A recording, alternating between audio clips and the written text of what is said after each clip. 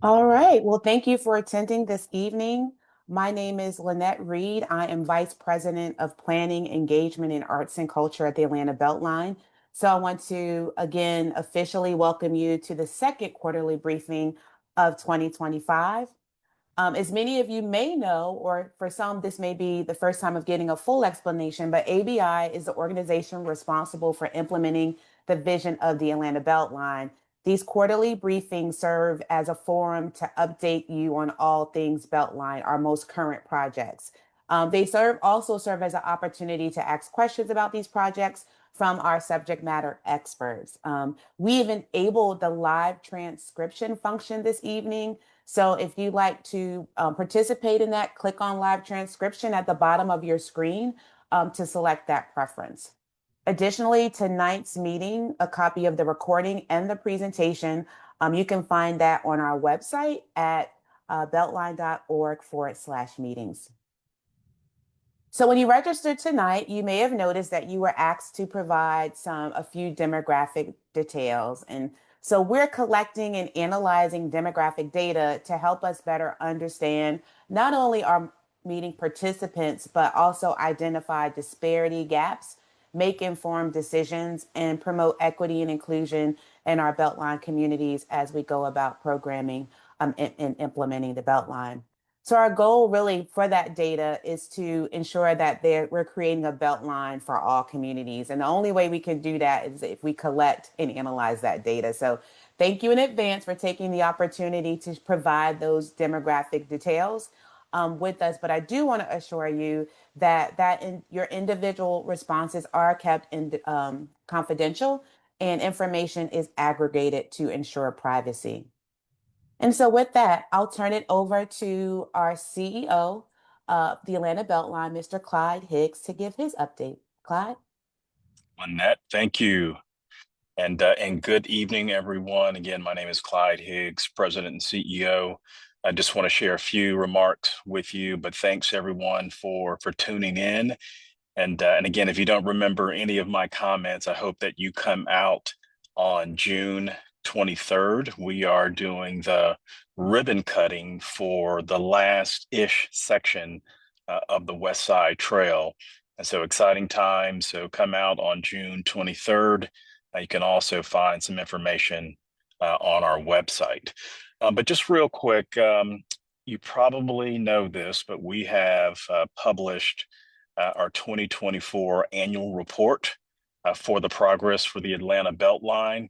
I welcome you again to visit our website to get a full accounting of some of our major accomplishments, but very excited about the work that we've accomplished in the last year. And so a big shout out to our communications team for putting that wonderful publication together.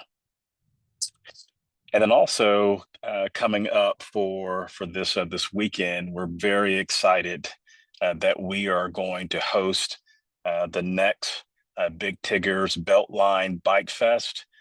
This is becoming an annual event on the Atlanta Beltline where we actually give free bicycles to students from the APS system. Last year, we gave away about 250 bicycles with the efforts of Big Tigger and his foundation. We hope to exceed 300 this year. So if you're so inclined, especially our dads on Father's Day weekend, come out on this Saturday, June 14th at Lee and White and just see the joy in a lot of our kids' eyes when they get these new bicycles. And obviously they'll get a chance to ride those bikes right on the Atlanta Beltline. And then also, most people don't realize, but GDOT, the Georgia Department of Transportation, is one of our very important collaborators and partners. And so we had an opportunity to host Russell McMurray, Commissioner of GDOT, and the board members, and really highlighted a lot of the efforts near the southwestern portions of the Atlanta Beltline. If you happen to see any of the GDOT commissioners or Commissioner McMurray, please extend our thanks for their partnership. They have been strong partners as we advance the project. And then we're also very proud that we continue to receive a number of national spotlights with regards to the Atlanta Beltline, Southern Living, Condé Nast, a lot of good publications out there recognizing our great city. And obviously, when they double click, they get really good information on the Atlanta Beltline, and again, the joy that offers our city. And then on April 22nd, this has been a long time coming, but Mayor Dickens led the groundbreaking ceremony for Anoda Park. This is going to be ultimately an 8-acre park in the Westview community. Should take us roughly 18 months or so to complete that. But exciting times, lots of partnerships to make that happen. But this is one of the 13 jewels of the Emerald Necklace plan that we talked about in yesteryear, but very excited that we're moving forward on the park side. And then also, as we think about Beltline and 2030, for those that don't know, 2030 is kind of a magical year for us in many ways. So this is the date when we're supposed to have a number of the key Beltline functions completed. But there is a conversation that is happening led by the mayor's office about the extension of the Beltline TAD, which is our main funding source, and extending that for another 22 to 30 years. There's a number of projects that are still on the horizon, specifically on the transit side, the park side, additional trail side, just a number of neighborhood initiatives that we want to focus on. And as we look to the various funding sources, the federal government is not here to save us, at least for the next 4 or 5 years. So really focusing in on local transactions and opportunities to raise funds are going to be critical if we want to make sure that we also look at investing in some of our neighborhoods that have not received attention in recent years. And so more to come on that. Not a whole lot of detail to share, but very exciting that we actually have the ability to fund a lot of these key neighborhood revitalization efforts locally and not having to depend on any other federal government sources. And then lastly, for my slide, I want to welcome a number of the new team members here at Beltline, and Sam on the community engagement side, Andreas in finance. We have a number of interns from the University of South Alabama, UCLA, Georgia Tech, Georgia State, Morehouse. Excited that you're on board. Also, Joni on the procurement side, Cassie that is going to be joining us in the operations side of the business, supporting our COO, Ruben Brooks, and Andrea Ford, who is going to be a senior housing manager doing the good work on the affordable housing side. And so that concludes some of the remarks that I wanted to make. And again, thank you for taking the time to join this community conversation, but lots of good stuff. I'm very, very positive about the future for Beltline, and more to come. So thanks a bunch. Thank you so much, Claude. And thank you, Lynette, as well. Good evening, everyone. I am Brittany Brewster, Community Engagement Manager for Atlanta Beltline, Inc. At this time, I will provide for you an overview of the meeting for tonight. We are joined, it looks like, by 68 folks on the Zoom virtual platform. We are also broadcasting live on Facebook. If you are watching on the Zoom platform or Facebook Live, you can follow along on the agenda at the top of each slide. If you are listening by phone, I will walk you through that meeting agenda now. Our agenda tonight has opened with a welcome and meeting logistics. We will follow this with an audience polling and Beltline 101. After that, we will listen to ABI updates, followed by a featured presentation from our partners, Atlanta Beltline Partnership. Once they are done presenting, we will begin the question and answer session for any questions, comments, and conversation. And I would like to note that there are going to be 2 Q&As for this portion. Please do not place any questions in the Q&A box until we get the opportunity or to get to that portion of the agenda. Questions placed in the Q&A box prior to the completion of the presentation will be dismissed to ensure that everyone has an opportunity to hear the presentation without any distraction. Dismissed questions can be retrieved in the answer section of the Q&A box and pasted back in the live portion of the Q&A box when the presentation is complete. So it looks like you may have noticed your line is muted.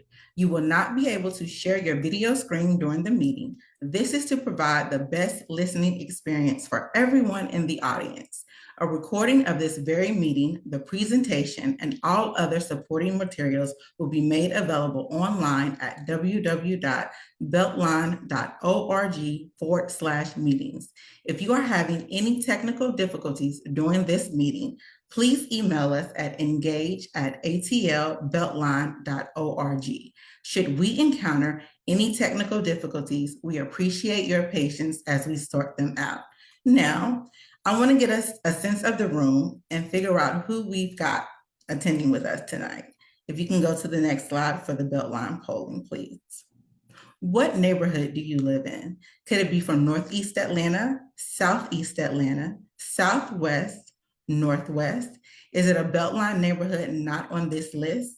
Is it a neighborhood in the city of Atlanta not listed? Or maybe you are in a neighborhood outside of the city.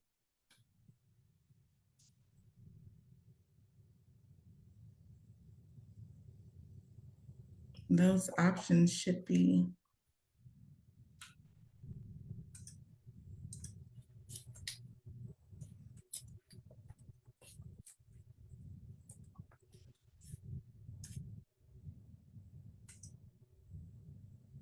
I don't think the poll is working at the present. Nathan, are you able to? It shows launched and its results are, let me share the results. Thank you. See them? Yeah, I see them now. So, so it looks like there's a portion that's located in Northeast Atlanta, in addition to is a number of folks that are in a neighborhood outside of the city. Well, we're happy to see you join. All right, next question for me, please. How long have you lived in your neighborhood? Is that 1 to 5 years? Is it 6 to 10 or 11 or more?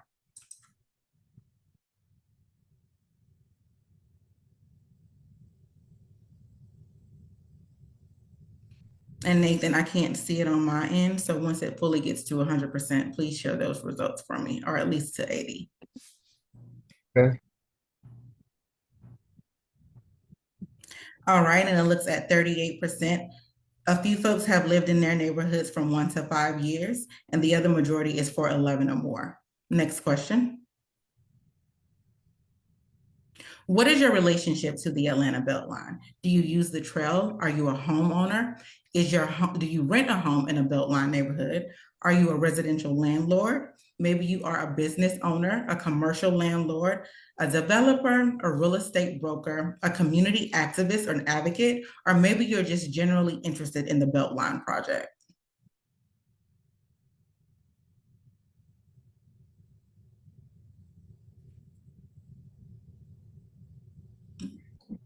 Please share those results.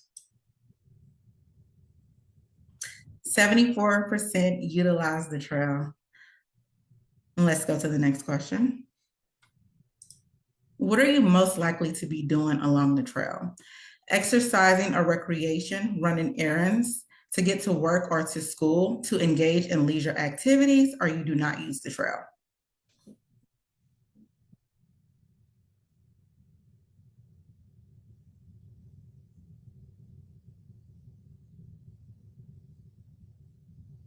All right, go ahead and share the results for me, please. All right, and it looks like 79% utilize this for exercising and recreation.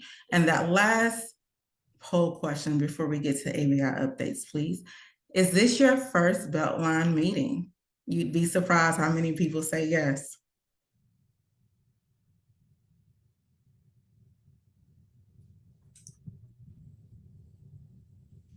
All right, go ahead and show the results. So I have about 24% who agree that this is their first Beltline meeting. And with that said, we always want to make sure you know exactly who we are and the exact progressive work that we're doing. So what is the vision? To be a catalyst for making Atlanta a global beacon for equitable, inclusive, and sustainable city life. So what that means is 22 miles of rail transit, 1,300 acres of green space, 33 miles of multi-use trails, 5,600 units of affordable housing, $10 billion in economic development, 48,000 construction jobs, and 30,000 permanent jobs, public art, environmental cleanup, and what it is that we're doing tonight, which happens to be community engagement. All these elements make up the Beltline project. I'll turn it over now to Kevin Burke, the Director of Design, to introduce design and construction. Great, thank you, Brittany. Good evening, Absolutely. everyone. So I want to give you an update on a number of our projects, where we are, where we're headed, what's going to happen over the next year or so. So this is our standard map that we update with every meeting. Solid green are completed trails. Dotted yellow is in construction. Red is designed, waiting for some final approvals. Purple's in design. And excuse me, yellow, sorry, we said that. So right now we have 12.8 miles complete, a little bit disjointed, mostly on the east side and the west side. And in construction, 4.7 miles, with a goal that by this time next year, we should have about 17 plus miles complete and open. And the one that we'll get to in a little bit, but I want to note, is the South Side Trail on the bottom there, the dotted yellow. And by this time next year, that work on both those segments should be complete.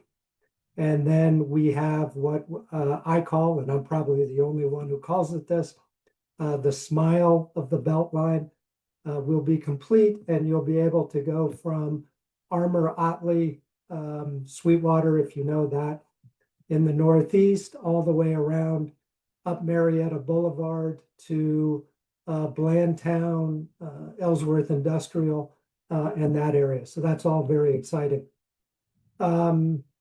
Next slide, please.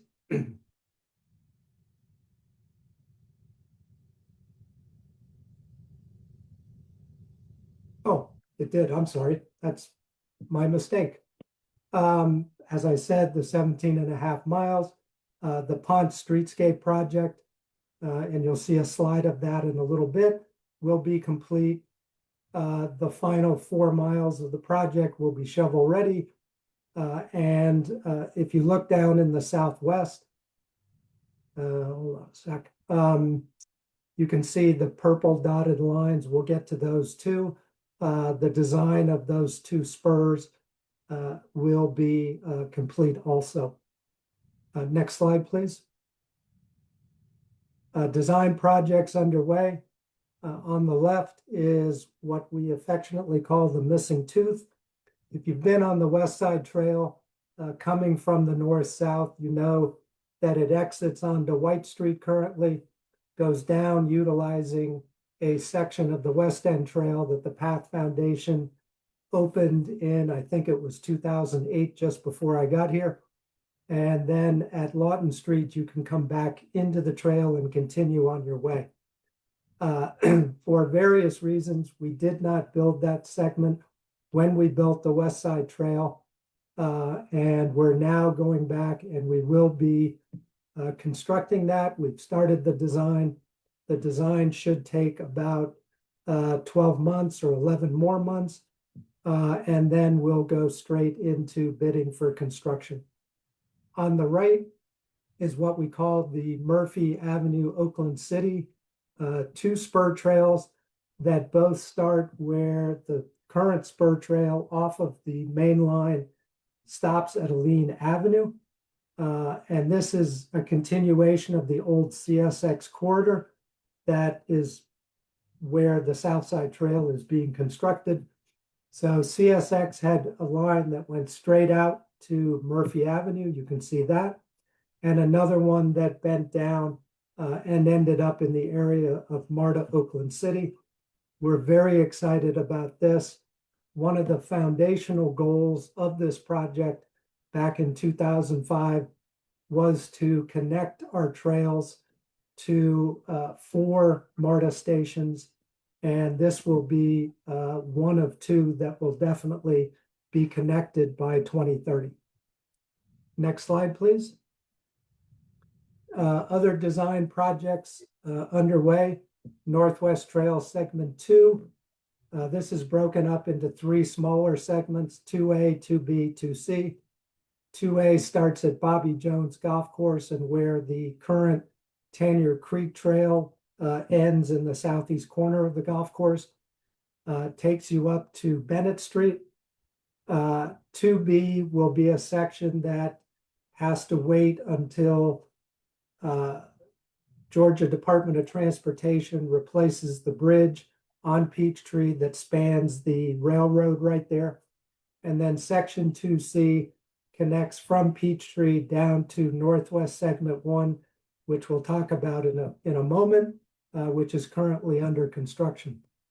The other section that is almost ready to go, section Northwest Trail Section 4, broken into 2 segments, 4A, 4B.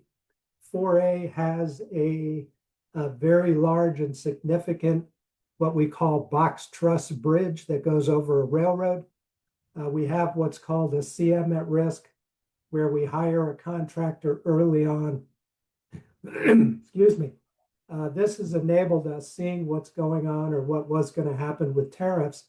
We were able to order the steel for this bridge ahead of any impacts from the steel, from the tariffs, excuse me. And there's also a bridge in segment 3, which we were able to do the same thing. We estimate we were able to save about $500,000 by doing that. If we could go on to the next slide, please. The largest project we have, both monetarily and in terms of complexity, is Northeast Trail 3. Currently, the Northeast Trail stops after you go under I-85 and in a corner of the Armour Otley development. Segment 3 will continue that trail. We'll climb up onto a bridge to get over the CSX rail yard that you can see represented in the slide on the right. Stay above Armour Otley, crossing the streets, going by the existing concrete plants, over a CSX rail line, over Peachtree Creek, landing on the north bank, connecting to segment 1, which we'll talk about in a second. It also has a series of connectors. 1, 2, and 3 will take you up to Lindbergh. If you want to go to MARTA, that's our second MARTA station we're connecting to. Connector 3 will take you under Piedmont and tie into Path 400, South Fork Conservancy Trail, and the upcoming Brookhaven Trail that will all connect in that area. And connector 4 will circumnavigate the edge of Armour Otley to give you a safe way to get where you want to go there. This is awaiting some final grant programming. Other than that, it's ready to go, and we anticipate that this will be bid early next year. Next, please.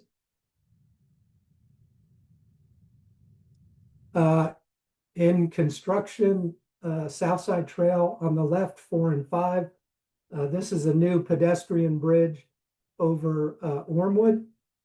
You can see that construction that's going on. The existing bridge will be maintained and retained for future transit. We're currently on schedule to complete this section in Q4 of this year. And on the right, there's not great pictures to show on sections 2 and 3, but we're moving forward. And We're on target to complete that early Q1 or Q2 in 2026. Both of those will be ready before the World Cup. And again, to provide that connection across the bottom and afford people the greatest opportunity to use our trail both during the World Cup and after. Next. West Side Trail, whoops, back up one, please. There we go. West Side Trail 4, Clyde mentioned the ribbon cutting that'll be at this plaza you see here next week. This is very exciting. It is a little bit over a mile, has some very different areas within it, some elevated sections because very tight area and due to topography. And really looking forward to this opening. And with the exception of the one little piece on the west side that I mentioned, this will complete the West Side Trail and provide continuous connections north and south on that side. Next, excuse me.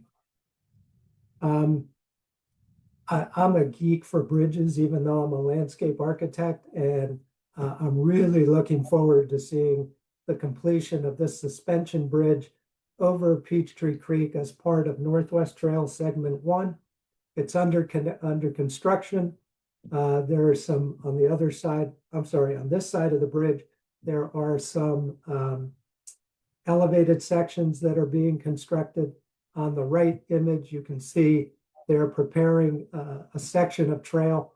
What you can't see just out of the frame to the right is a series of existing apartment buildings that have required some very deft and light touch to thread our trail between the CSX rail corridor, which is on the other side of that fence, and these buildings while maintaining people living in those units.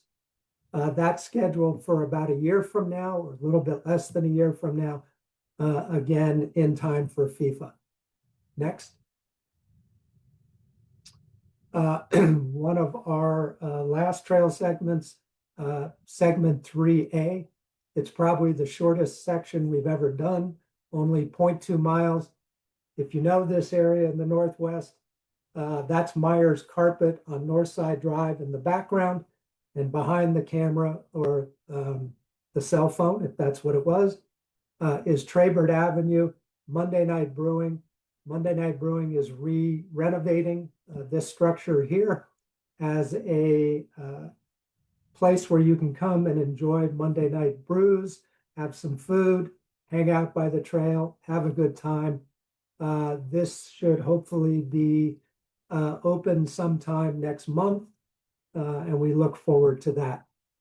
And if I'm not mistaken, the next one is my last one. Nope, I am wrong. Northwest 5, I jumped the gun. Northwest 5 goes from Marietta Boulevard, where West Side Trail 3 ended a number of years ago, continues across Elaine Avenue, across Ellsworth Industrial. That's Elaine Avenue on the right with the car. You can see where we've taken a lane of traffic in order to get our trail in. On the left is a bridge, a rather long bridge over a very narrow creek, but we obviously have to maintain buffers from wetlands and perennial streams. This is targeted for completion fall of this year. And to my knowledge, we are on schedule for that. So that's also very exciting. Next slide, please.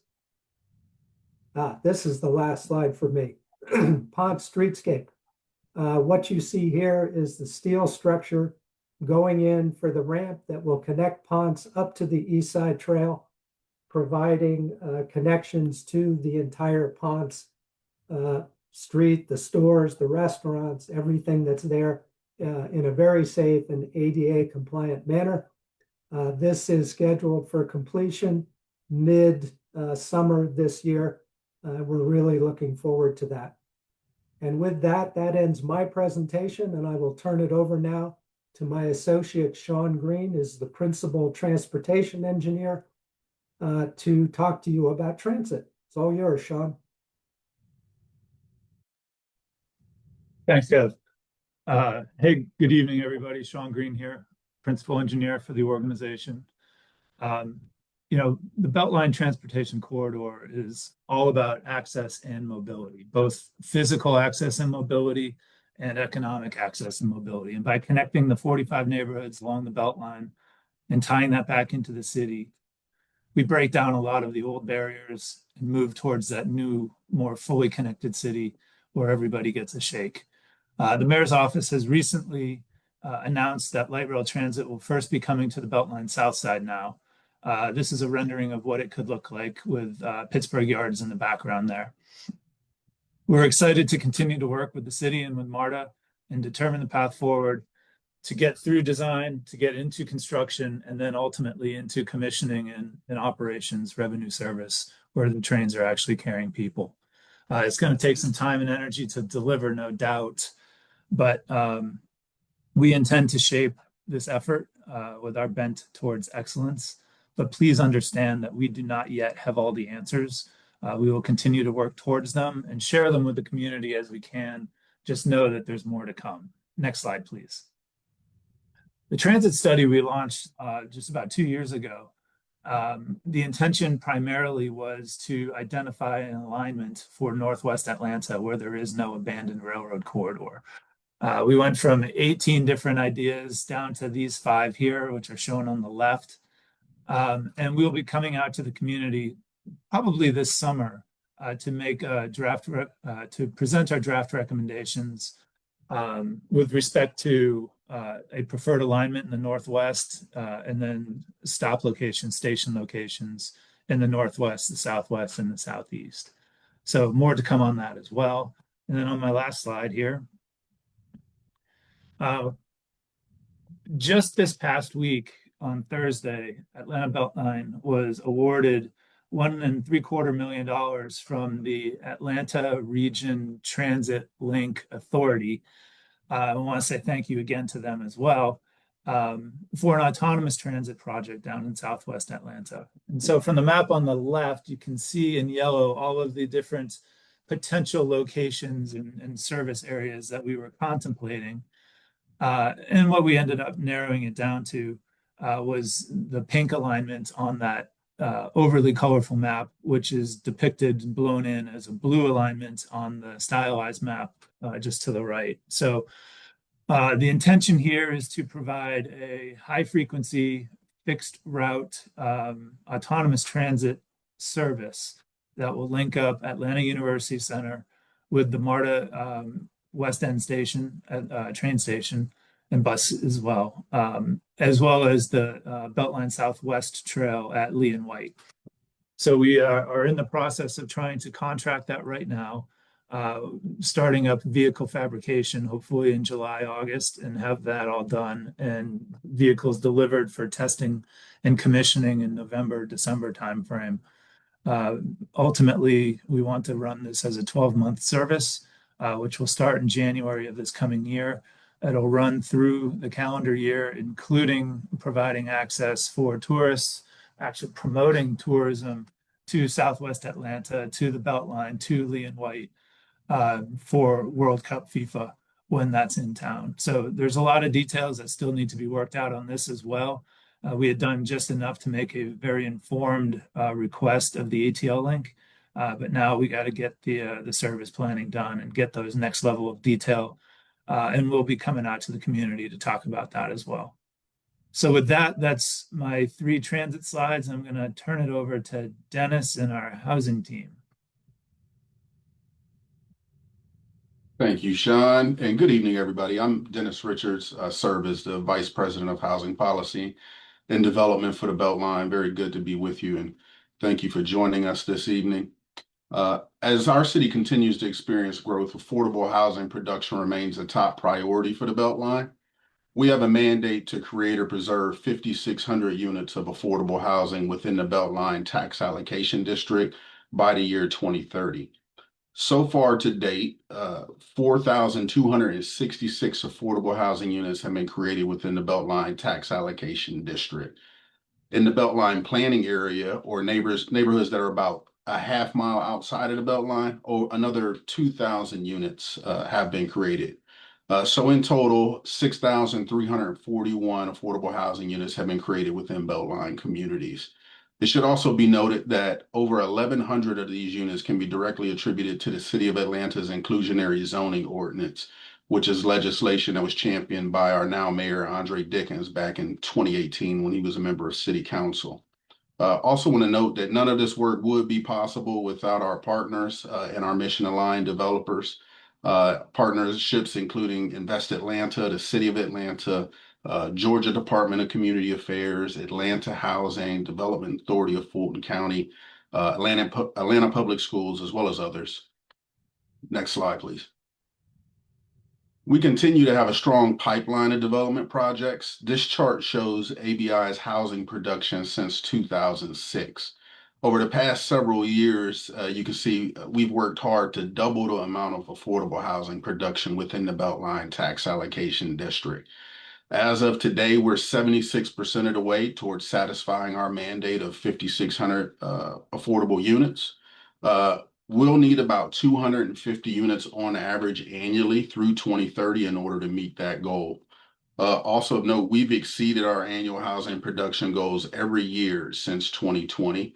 As of last year, we ended 2024 with 569 affordable units produced, which was 90% above our goal for the year. We do continue to have a very strong pipeline this year. We expect to produce about 400 units. Hopefully we'll best that if we have a additional closing this year. But we know that our work should not be limited to just 5,600 units of affordable housing. So we do endeavor to maximize our housing production output. And we intend to do that primarily through our strategic real estate acquisitions and the development of public property throughout the Beltline corridor. Next slide. So we have many projects in store for the upcoming year that we're currently working on. So I'll give you some brief updates on specifically on projects located on Beltline owned property. First is our 425 Chapel Road site. This is a 30-acre property in Bankhead, just outside of Grove Park on the west side. We recently released a request for proposal seeking a developer partner for the first 5 blocks of development on this site, the first phase. That phase will include up to 150 single family for sale units and 5,000 square feet of commercial space, which we intend to make affordable for our local small businesses to operate. Also of note, we have a request for qualifications out right now for firms that can assist us with design and planning services in connection with a Proctor Creek stream restoration project on this site. That's a project that was made possible by Georgia EPD with a grant, and one we'd like to get started this fall. So if you have any interest in either responding to that development request for proposals or for our stream restoration project, please visit our website and you can register your firm through our procurement platform, Bonfire, and receive that solicitation. Across the road from that property is our 350 Chapel site. This is a smaller, roughly 6-acre property. Back in February, we were notified that we received a 4% low-income housing tax credit award from the Georgia Department of Community Affairs. That is a very competitive award, so we're very excited. One that will help us realize 218 units of affordable workforce housing on that site. We also were awarded 54 project-based rental assistance vouchers for that particular project. So that will allow us to provide housing to some of our most vulnerable residents. That particular project will be developed by TBG Residential. And we expect to close the financing and break ground late in 2025, early 2026, really trying to push to get this closed this year. Next up is our 356 University Avenue site. This is located in the Pittsburgh neighborhood. You can see a rendering there in the bottom corner. It's located on the Pittsburgh Yards campus. We've gone through a series of extensive community engagement and are now wrapping up all of the conceptual site planning efforts for this site and taking it through entitlement right now. We expect for the site to be fully entitled by the fall. And by late summer, early fall, we intend to release a request for proposals to seek a developer to help us execute this vision for this site. That vision includes creating a mixed use, mixed income development over multiple phases that will include market rate and affordable housing, as well as a significant amount of commercial and light industrial space. Also wanted to provide an update on our Murphy Crossing site. That is a 20-acre site located in Oakland City, adjacent to Adair Park and Capitol View. ABI is continuing the planning and entitlement processes for this site. We have assembled a team and have introduced that team via a recent study group meeting with the broader community. We've selected Perkins and Will as the planner, PEC is our civil engineer, and KB Advisory will be providing market analyst services for this. This is a very large project that will require a development of regional impact review, and Kimberly Horn will assist us through that process. We intend to take this through the remainder of the planning process this year with intense community engagement, and we seek to get this fully entitled this year. You can stay in touch with us on our website and follow this process and upcoming meetings on the Murphy Crossing landing page on our website. Finally, our Garson Drive project. This Kevin mentioned, what is it? Beltline Trail Connector 3. Up in the northeastern part of the trail, we have our 579 Garson project. That's right next to Passion City Church in the Lindbergh and South Buckhead neighborhood. This is another project we received a 4% tax credit award on last year, one we're very excited about.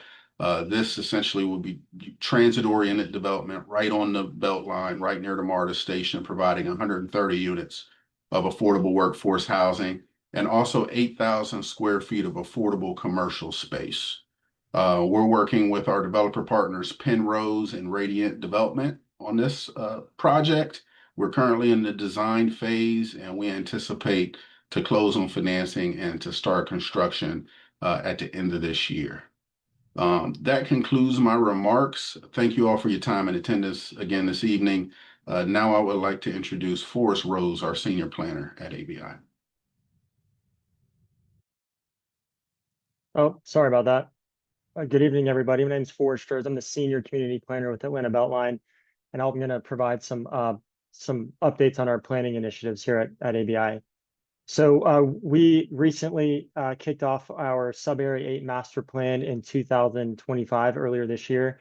This update is designed to serve as a policy tool to help guide future growth around development for vibrant, livable, and mixed-use communities by making recommendations in future land use, transportation, mobility, parks, open space, and cultural assets.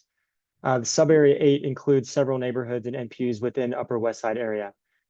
ABI also, with our consultants, held a week-long workshop in May at the former West Egg location on Howell Mill to solicit input from the community on the original 2012 Sub-Area Master Plan, guiding principles, and future current land use, transportation, mobility, parks, and open space and cultural assets within Sub-Area 8. We received approximately 100 people in attendance, and our online engagement wraps up tomorrow, June 13th, around 5 p.m. And we're going to post a link in there about our link to you can access your our online engagement tool, which closes tomorrow. Our plan is to come back to the public later this summer, so we can share our recommendations with the public and get and feedback on this. And then lastly, we'll come wrap up the study at the end of this year and seek to get City of Atlanta adoption by the end of the year. And then another announcement, we also just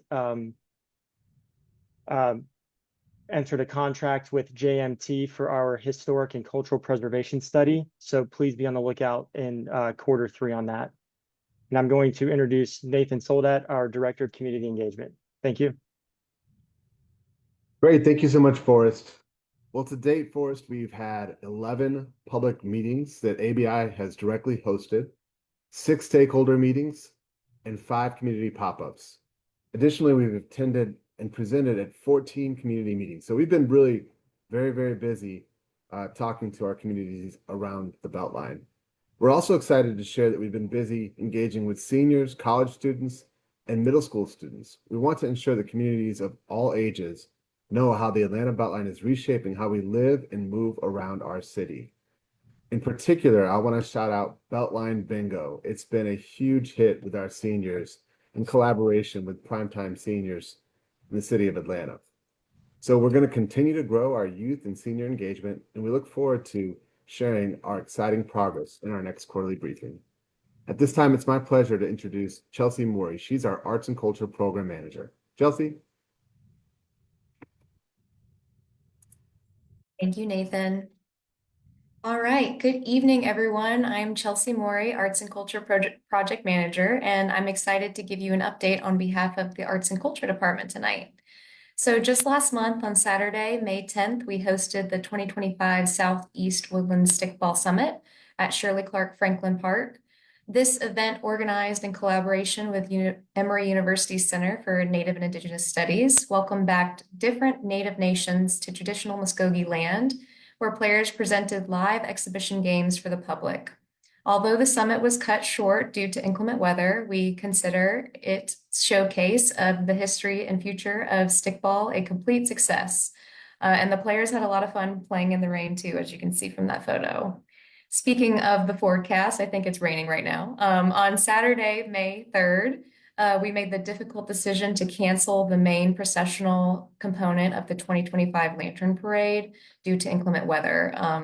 This was done out of an abundance of caution and in consideration of everyone's safety.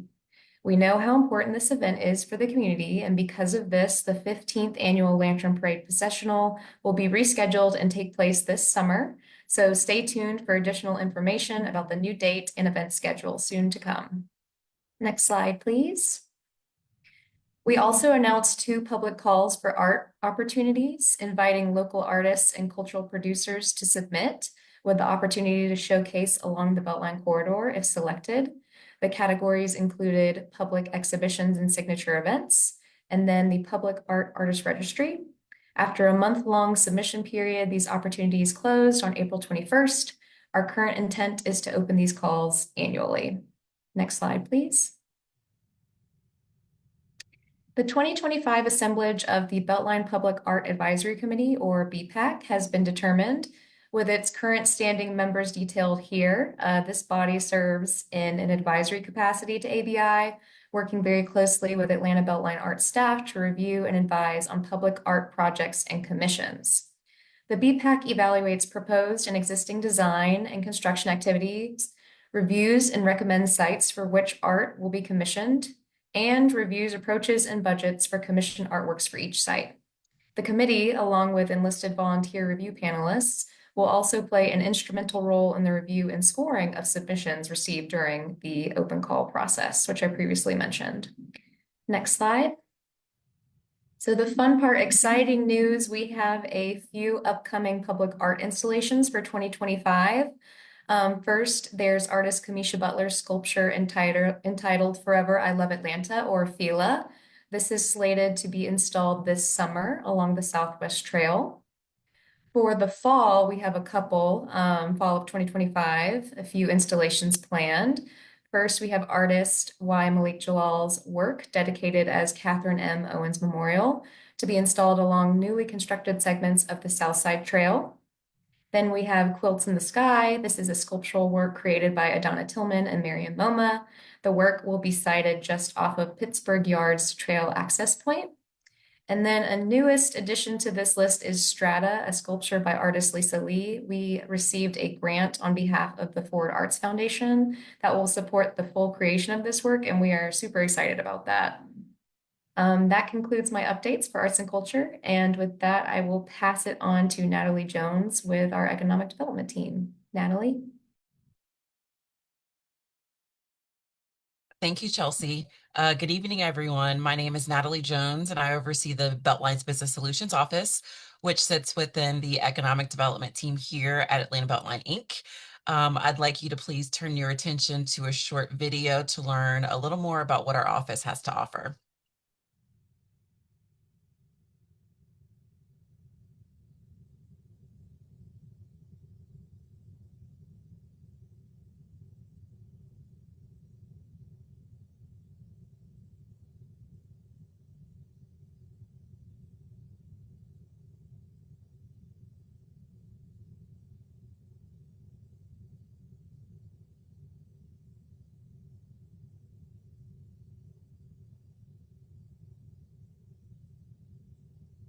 Looks like we may be having some technical difficulties. Okay, well, I will continue on with my remarks, and maybe we can play the video later on in our program. So since last quarter, we've hosted 2 business breakfasts. We've launched our first business walk. We've kicked off the 4th cohort of our Beltline Business Ventures Accelerator. And our first business breakfast covered how small businesses should be preparing to operate when large-scale events come to town, like the upcoming FIFA World Cup. We had nearly 200 attendees, which was more than 5 times last year's average for all of our breakfast events. Some of the key takeaways from that meeting included start early. With Atlanta set to host 8 World Cup matches, businesses should begin preparing how to capitalize on the expected influx of visitors. Some of the speakers talked about making sure that businesses were ensuring compliance, making sure that businesses had a valid license and were registered with the City of Atlanta's procurement department to become eligible for opportunities tied to major events and receive notifications when the city would like to hire vendors. And another thing that we want businesses to do is to engage with Showcase Atlanta. You can register through their Get Involved portal to stay informed about city-led activations and vendor opportunities. And then, of course, understanding FIFA's IP guidelines. So we want to make sure that businesses are mindful of any brand and trademark restrictions when promoting your business during the tournament. Our second business breakfast was held earlier this month, and it was featured renowned Atlanta-based artist Dr. Fahamu Peku, who shared his journey and insights on the intersection of creativity and commerce. We also invited alumni from last year's Business Ventures Artist Edition cohort to display their work during the event.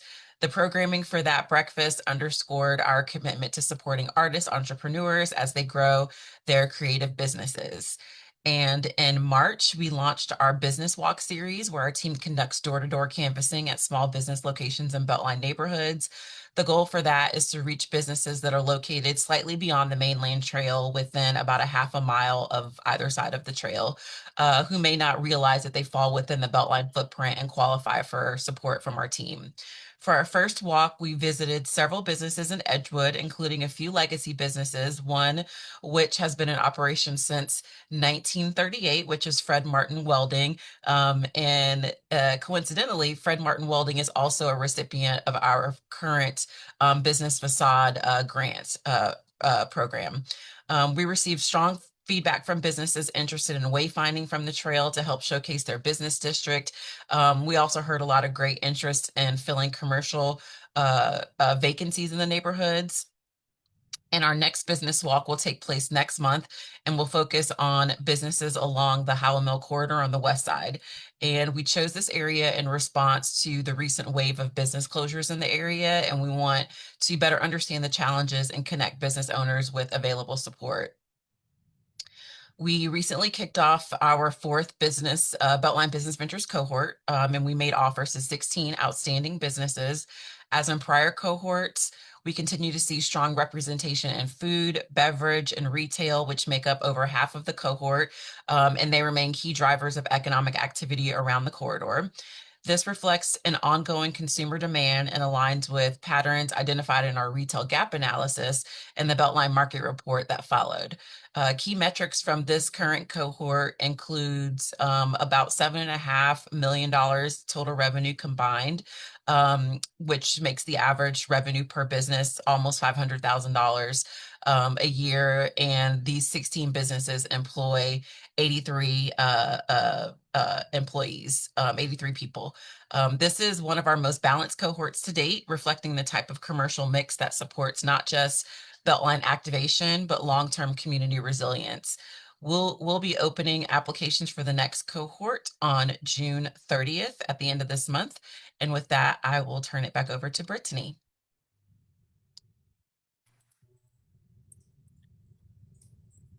Absolutely. Thank you, Natalie. And I guess we can thank the storm that's currently coming through for the outages as it relates to the video, for it has been a rainy season. Needless to say, we've reached our first Q&A session. We will actually host two this evening. This is the portion of the agenda that is open to comments, questions, and we want to hear from you. Let's discuss how you all can participate in this conversation. Questions and comments can be typed or verbally expressed by raising your hand. Our audience is made up of Zoom online, phone attendees, as well as Facebook. Let's briefly review how we all can contribute to this conversation. For those on the phone, if you would like to speak, press *9 on your telephone keypad to raise your hand when the discussion begins. A member of the team will open your line when it is your turn, and your phone will prompt you to press *6 to unmute yourself. Online attendees, you can submit a response at any time in the Q&A box. In addition, you can upvote a response by clicking the thumbs up icon. The raise your hand feature is also available to all Zoom participants. However, we are prioritizing phone attendees. And Facebook Live, we haven't forgotten about you. Please feel free to participate in the comment section. Someone from our staff will make sure I can see your question. All right, it looks like we've got two in the queue. From David Taylor Cruz, I've noticed particularly with the bridges that there is zero buffer for expansion as the use of and needs for the Beltline expands over the next few decades. And that does not contemplate space for light rail. Sean, you want to speak to that? Thanks, David. Yeah, so the bridges in terms of what we design right now, maybe I should step back. Our trail is 14 feet wide concrete with a 2 to 3 foot shoulder on either side.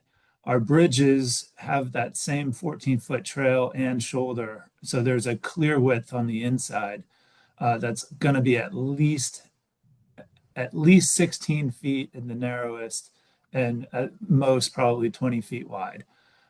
So there's a lot more space within those bridges. And then a lot of the work that's being done in the Northwest and the Northeast in terms of trail design is kind of agnostic of transit because, well, again, there's no abandoned railroad corridor north of I-85 on the Northeast side, and there's no abandoned railroad corridor on the Northwest quadrant either. So we had flossed a trail through, and we're in the process of constructing that now. As I mentioned in my transit comments, we've got a couple alignments for transit that we're still working through the finals on, and we'll be coming out this summer, hopefully with our draft recommendations to get some feedback from you guys. Hopefully that gets your question. Thanks. Wait, don't go yet, Sean. Since I have this question, since Moore Model was first approved by voters in 2016, the streetcar east extension has been at the top of every prioritized list of projects that we were promised. So how can the mayor suddenly go against all of the voter and community engagement over the past 9 years and decide not to proceed with the streetcar east extension? Do we have an answer for that? So, I mean, look, I'm the engineer. I adjust to the politics as needs be. It's a very difficult question to answer. Probably the best person to answer that is going to be somebody from the mayor's office. And we work hand in hand with them. So as soon as these answers become available, I'm sure someone from our team will update you accordingly. Thank you, Tim. Thank you, Sean. Yep. All right, Kevin. And I think you can handle these next two. Will the Beltline connect directly to Shirley Clark Franklin Park? And then Stephen says, I may have missed it, but what is the status of the bridge on Ansley Park? I'm gonna knock both those out. Ansley Mall, I believe. Yes. Mhm. Yes. So let me take that one first. Seelig Enterprises, which owns Ansley Mall, paid for the design and construction of that bridge to connect our Northeast Trail to their property. They are waiting for the completion of the additions and renovation of the space. And of course, now I'm having a mental cramp as to the name, but it's a barbecue restaurant facility, very well-known operator from South Carolina. And I believe I read somewhere, perhaps later this fall, a little bit later this year, and they want to wait to open the bridge until that facility is ready to go. As far as that's the last they've informed us. As to, let me go back up here. Will the Beltline connect directly to Franklin Park? The answer is yes. When we open West Side 4, there is a sidewalk that you can take the ramp up to Donnelly Hollowell. What would that be? Westbound.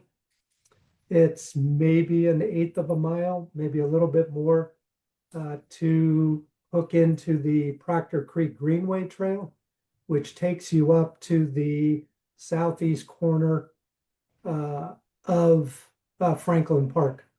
Additionally, the Upper West Side CID, as we understand it, has some grants to extend or build a trail from Georgia Tech to the park along West Marietta. And a developer who has property on the other side of the railroad from the park has mentioned early on that his intention is to put a bridge over the railroad and connect to the park. So that's at least 3 connections. They're not all going to be there at the same time. Yes, thanks to my associate Jay, Lewis Barbecue in Ansley Mall. At least 3 connections to Franklin Park. Will the start of construction of Anoda Park, will the entrance be closed the entire time?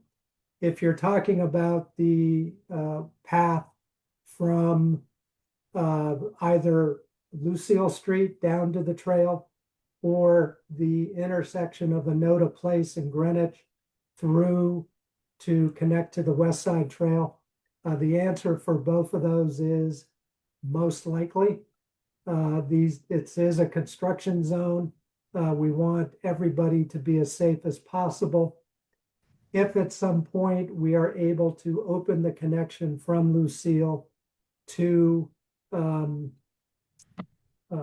trail early or ahead of the grand opening, we will certainly try and do that. We understand, if for nothing else, it's a direct connection for Kips Drive Academy and the RDA community down at RDA and Lucille.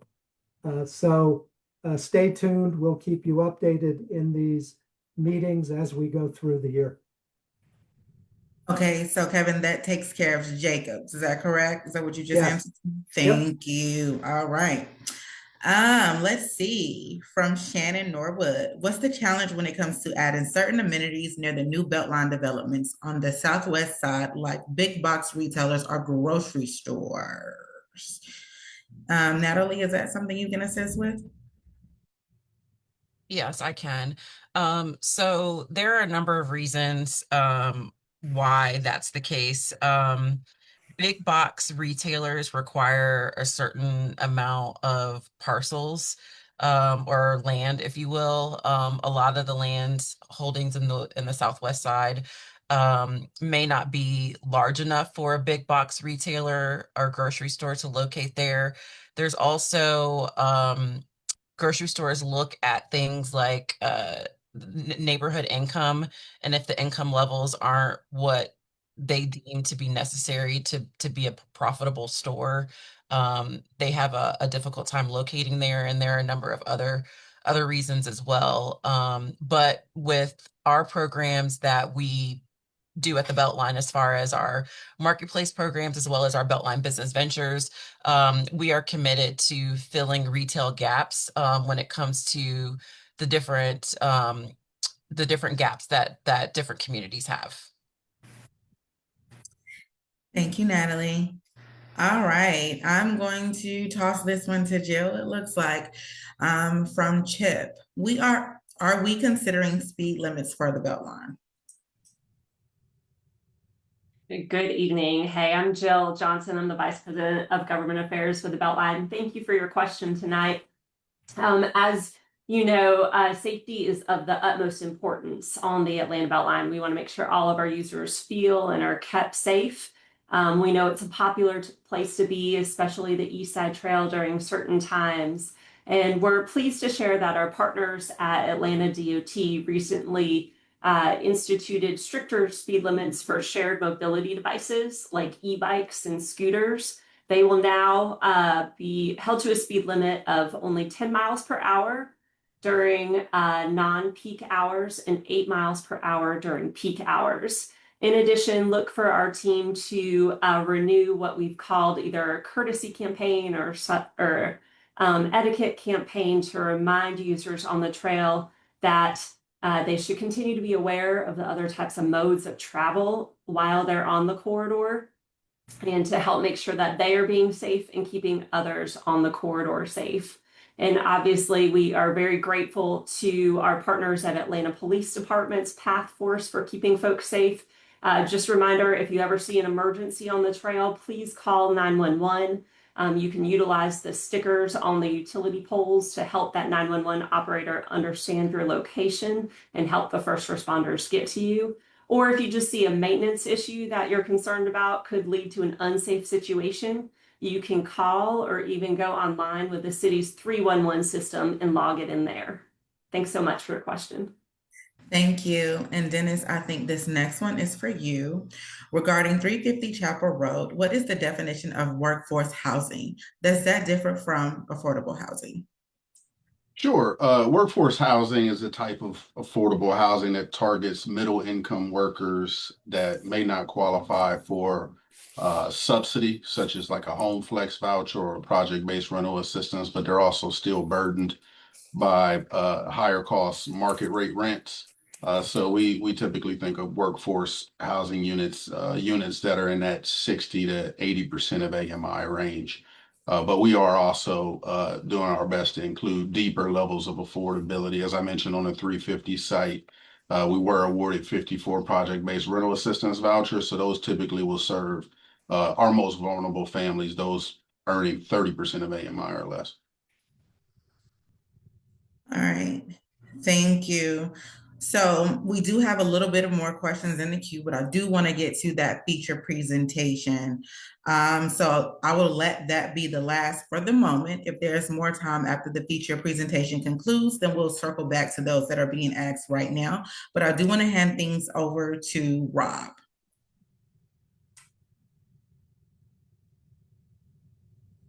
Good evening. Thank you, Brittany, and thank you everybody for spending your evening with the Atlanta Beltline. I'm Rob Bronner, and the Executive Director at the Atlanta Beltline Partnership, and we appreciate the opportunity to speak with you about the work that donors make possible through the Atlanta Beltline Partnership. And for those who don't know, we're the nonprofit organization that supports the Beltline vision through fundraising, donor-supported programming, and advocacy. And our small but mighty team of 10 employees works diligently to connect individuals, companies, nonprofit partners, and foundations to the really great opportunities that the Beltline offers. You heard earlier from the design and construction team about the tremendous progress that has been made to advance Beltline parks and trails. You may not know that donors have been making significant investments through the Atlanta Beltline Partnership since the Beltline's inception to work alongside public funding like the TAD and other public sources to make this progress possible. And that includes more than $100 million invested by the Beltline's two largest philanthropic funders, the Robert W. Woodruff Foundation and the James M. Cox Foundation, to help complete the 22-mile Atlanta Beltline Mainline Trail.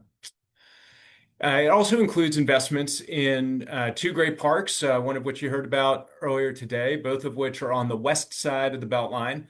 You heard about the exciting groundbreaking in April for Enota Park, and we were delighted that many of the donors who have contributed more than $6.8 million through the Atlanta Beltline Partnership for Enota Park joined us, as you can see in the picture here. We continue to work with the philanthropic community to raise the final $1.2 million to fully fund the project. If you go to the next slide, I want to share a little bit about the bike parks and trails at Shirley Clark Franklin Park, which is going to be one of the most diverse, inclusive, and exciting destinations in Atlanta. People of all ages, skill levels, and physical abilities are going to be able to come enjoy biking here. From little kids on striders who can enjoy the bicycle playground to the most advanced BMX and mountain bikers who want to do crazy jumps and practice their advanced skills. There will be features for beginner, intermediate, and expert users. There's going to be a pump track as well, that can be used by all non-motorized wheeled vehicles, so bikes, rollerblades, skateboards, razor scooters, and more. And many of the areas of the bike park and the trails coming off of it are going to be accessible for people with disabilities who use adaptive cycles. So the team at Atlanta Beltline Inc. is doing a great job designing this, and this will be truly for everyone, and will also be designed at a level of excellence that's going to draw people from all over the country. It'll be able to accommodate competitions and will help support continued economic growth on the west side.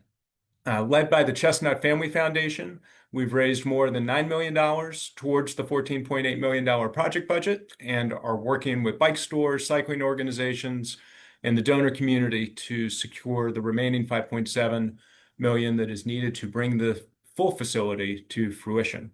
You can learn more about the park and how to support it at beltline.org/bikepark. And in addition to the generous contributions that help fund Beltline construction, individuals, corporations, and foundations also help advance the Beltline vision through donor-supported programs managed by the Atlanta Beltline Partnership. And I will now turn it over to Marion Davis and Tamia Goodman to share more about the Empower and Engage programs that donors make possible. Thank you so much, Rob, and good evening, everybody. My name is Marion Davis, and I am the Empower Program Manager for the Atlanta Beltline Partnership. And the Empower Program is just the answer to the community's call for mitigating displacement in our growing Beltline neighborhoods and connecting them with the tools and the resources and the partners to do so. To date, we've helped 253 homeowners navigate the changes in their property tax responsibilities by paying the increases of their taxes through our Legacy Resident Retention Program. And our program defines a legacy resident as a homeowner who's lived in and owned their home in the Beltline planning area prior to March 2017. For those who are eligible, these payments are no strings attached. You don't have to be paid back, and they've generated a $10.8 million wealth increase for low-income homeowners. We also support these neighborhoods by engaging community partners and organizations that are professionals and subject matter experts committed to the transfer of knowledge, pursuit of generational wealth, and a belief in holistic economic wellness. Some of our 2025 workshops include property tax assessment education, financial wellness and literature, and estate planning. We really thrive on community support, community feedback, volunteer support, and your participation. So I really encourage you guys to visit our Empower page for opportunities to both participate and volunteer with our program, and to request that we source partners that will support your needs. And who leads our Engage program is Tamia, and I will turn that over to her. Thanks, Marian. Good evening, everyone. My name is Tamia Goodman, and I'm the Associate Director of Engage. I'm thrilled tonight to be able to introduce you to our Engage programs. So Engage is about equipping Beltline residents and neighbors to make the trail a meaningful part of their daily lives. In 2025, we're focusing our work across three key areas: our wellness, engagement, and volunteerism. Each of those buckets is designed to build connection, encourage intentional movement, and deepen community ownership and stewardship of the Beltline. Next slide. Thank you. Our wellness bucket is one of our most dynamic and wide-reaching. In fact, just last year, through our fitness classes, community events, and partnerships with groups like the Atlanta Track Club and Walk with the Doc, we welcomed over 11,000 people from across Beltline and Metro Atlanta communities to get active and engaged right on the trail. We've also introduced new skills-based offerings like e-bike and skating lessons that help folks feel even more confident navigating the Beltline. This year, we're exploring expansion with new efforts around nutrition, mindfulness, and urban agriculture to support that whole person wellness that we know is crucial for thriving communities. Next slide. To help share the story of the Beltline, we also host a variety of public and private tours along different trail segments. Like our upcoming Southwest Beltline bike tours explore historic communities like Adair Park, where I live, Oakland City, West End, and more. These tours are a fun and interactive way that people can learn and connect and experience the full scope of the project from a perspective that you really can't get anywhere else. And then last, but definitely not least, is our volunteer program. Back one slide, please. Thank you. Our volunteers across the board are the heartbeat of public work, and that is absolutely the case with the Beltline. From group and corporate trail cleanups to Adopt the Beltline commitments and event activations, our network of more than 1,000 volunteers who are both paid and unpaid, they help bring the project to life. They share the Beltline story, engage with the public, and they champion the work happening now and the work that's still ahead. So up next, I'll turn it back over to Rob, who will share even more ways for you to get involved and support our work. Thank you, Tamia.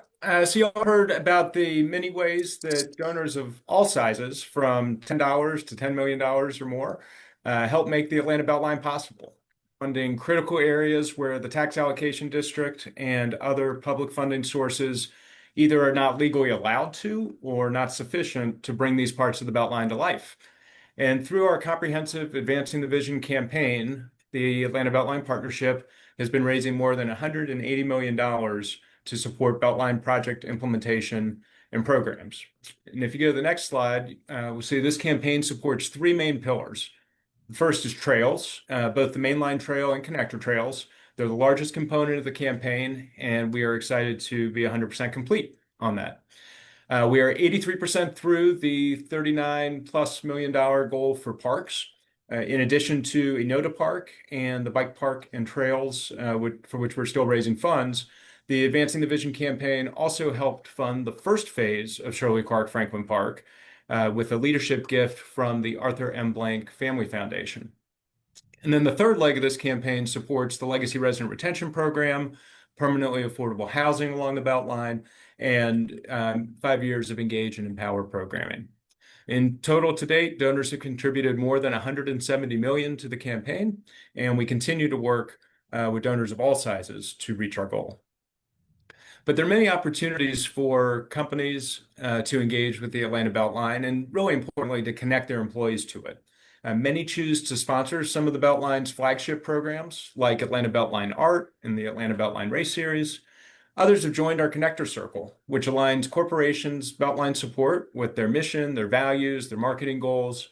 And in addition to fueling Atlanta Beltline programming and increasing brand awareness, Connector Circle members engage their employees through volunteer events, Beltline bus, bike, and walking tours, health and wellness events, and much more. So it's really a great way if you have a company or work for a company that you want to connect with the Beltline. The Connector Circle is absolutely the way to do that. And you can learn more at beltline.org/support/corporate, which I believe is in the chat. And then we're also grateful for the companies who have joined the Connector Circle this year. So we want to recognize them, and we look forward to bringing more on in 2025. So please reach out if you'd like to be a part of this group. And then finally, it's not just the large foundations and companies that make a difference. Each of you here tonight can help all of Atlanta connect with the boundless opportunities the Beltline offers. Individual donors also receive great perks, including swag, invitations to VIP events, and more.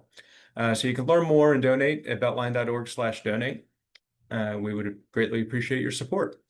And if you would like to learn more about the Atlanta Beltline Partnership and the work the donors make possible, please check out our annual report, which is available at beltline.org. And you can also scan the QR code. So thank you for the opportunity to speak with you tonight. And please visit beltline.org/support to learn more about how you can help bring the Beltline to life. And Brittany, I will turn it back over to you to wrap us up.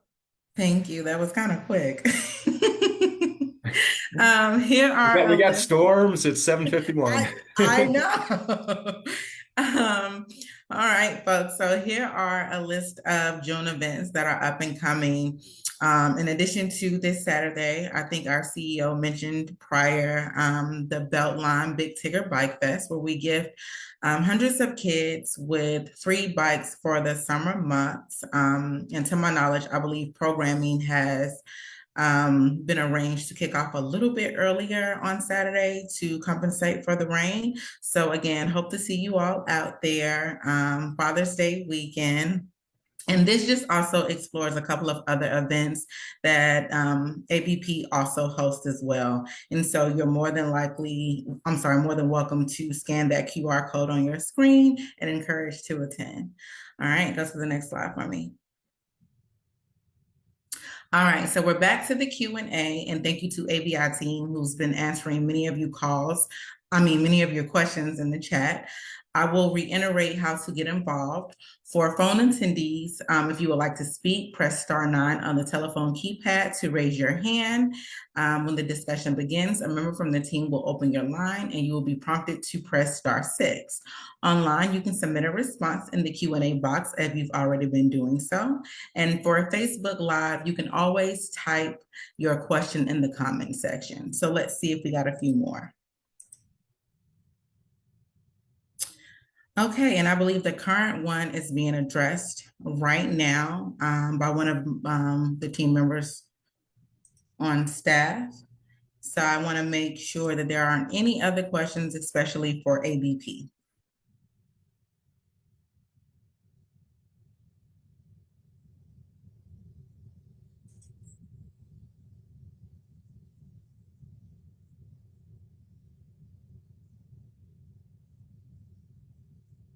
All right, seeming as though we don't have any at the moment, I'm going to move forward to the next slide. You are always encouraged to email us at engage@atlbeltline.org. Hold on, I think I do see a few. Go back for me, Ebony, please.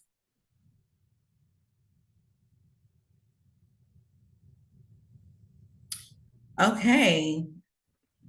I think Tim has a question and wants to know exactly how many years are we away from the Beltline rail? Is that a question that we can answer online? Well, I can hit that quickly, Brittany. Thank you. Like I said earlier in my remarks, we are doing a lot of work right now to try to figure out the new program, and we'll be coming out to the community. But what I can tell you is the absolute fastest that I could see rail on the Beltline on the south side would be 7-8 years. That's just with everything kind of lining up really quick. Do you want me to hit Cody's question? Yeah, go ahead and hit the next one. I think he just wants to know why is the focus on the shuttle van at the moment?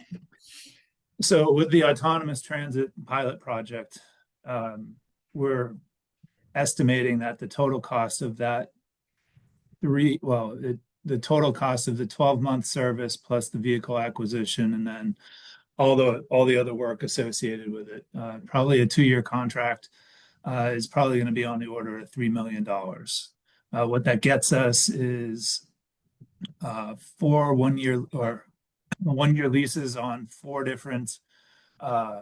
discrete vehicles that are autonomous in nature. We're still working out to figure out what vehicle we're going to be using.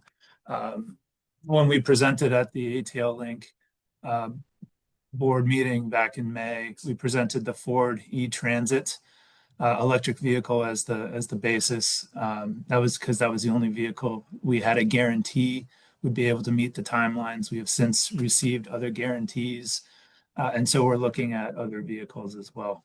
But a $3 million ish contract value to provide high frequency transit between MARTA Beltline at Lee Plus White and AU Center. I think it's actually a pretty solid investment in helping to link up the Beltline and the MARTA system a lot more cleanly and a lot more quickly. The current service over there is on like 30-minute headways, and this would be something on the order of 10 to 15. So hopefully that gets your question answered, Cody. All right, I think we're safe now. I think we can move to the next slide. Thank you, Sean. All right, so as we can close out this meeting, I do want to end with a few polling. Was tonight's information presented tonight helpful to you?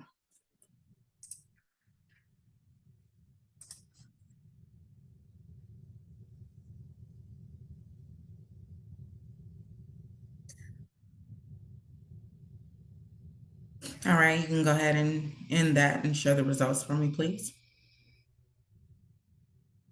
And looks like 100% agree that it was. Thank you. Next question. Did you learn something new?